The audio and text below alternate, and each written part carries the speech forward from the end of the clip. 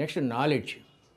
Knowledge అంటే నీకు ఎంత విషయం తెలుసు, ఎన్ని విషయాలు నువ్వు గుర్తుపెట్టుకోగలవు, ఇది నాలెడ్జ్. నాలెడ్జ్ ఉన్న ప్రతివాడు ఇంటెలిజెంట్ అవ్వక్కర్లేదండి, వాడిని పండితుడు అంటారు.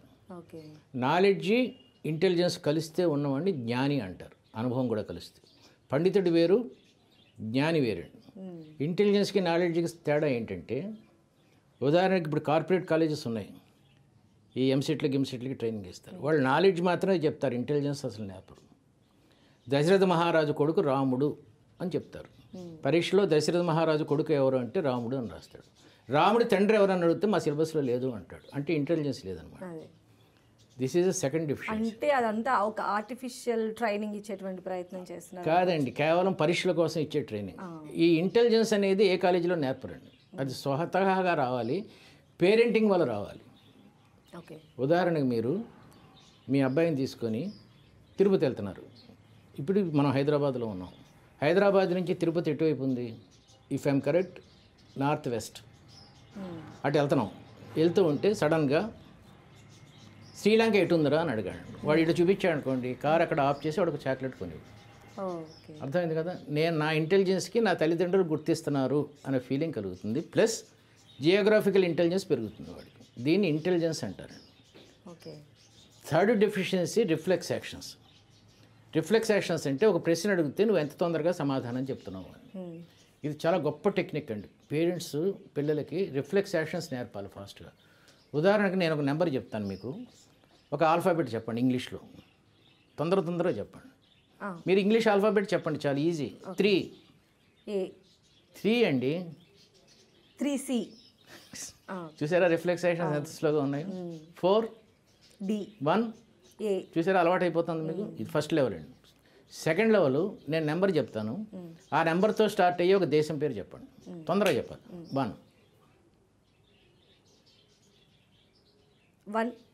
1 అనే దాంతో ఒక ఆల్ఫాబెట్ మనసులో అనుకుంటారు కదా, దాంతో స్టార్ట్ అయ్యి 1 అనే దాంతో ఆల్ఫాబెట్ అర్థమైంది కదా. 4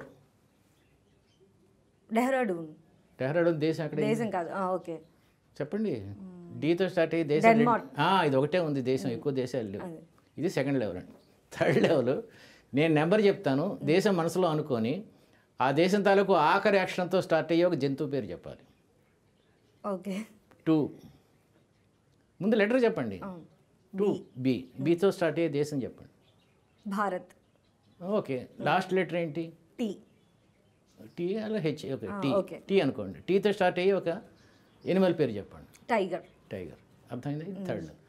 ఫోర్త్ లెవెల్ నెంబర్ చెప్తాను, దేశం అనుకొని దేశం తాలూకు ఆఖరి అక్షరంతో స్టార్ట్ అయ్యే ఒక జంతువు అనుకొని ఆ జంతువు తాలూకు ఏడొకటి జంతువు తాలూకు ఆఖరి అక్షరంతో స్టార్ట్ అయ్యే ఒక కొంచెం ఉన్నది ఒకటే జిందగీ.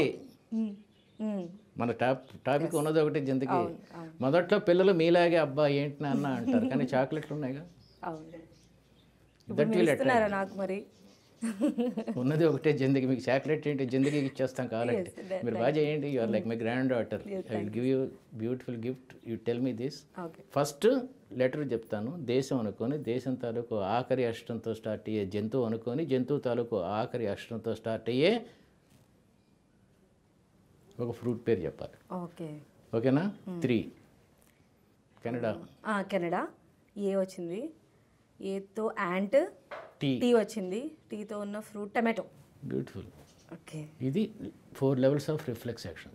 బ్యూటిఫుల్గా ఇలా ఆడుకోవటం బాగుంటుందా? బాగోదా? బాగుంది. తల్లిదండ్రులు పిల్లలతో బాగుంది. ఆ పిక్చర్ వస్తే ఏంటి, నేను చెప్పాను సీరియల్స్, నీ మొగుడే నా మొగుడు, నీకు నాకు ఒకడే మొగుడు, ఒక మొగుడు 2 మంచాలు. ఈ సీరియల్స్ కన్నా ఇది బాగుందా లేదా? చాలా బాగుంది. This is what I am telling now. Challenging గా కూడా అనిపించింది. ఎఫెక్షన్ పెరుగుతుంది, బాండింగ్ పెరుగుతుంది పిల్లల మధ్య.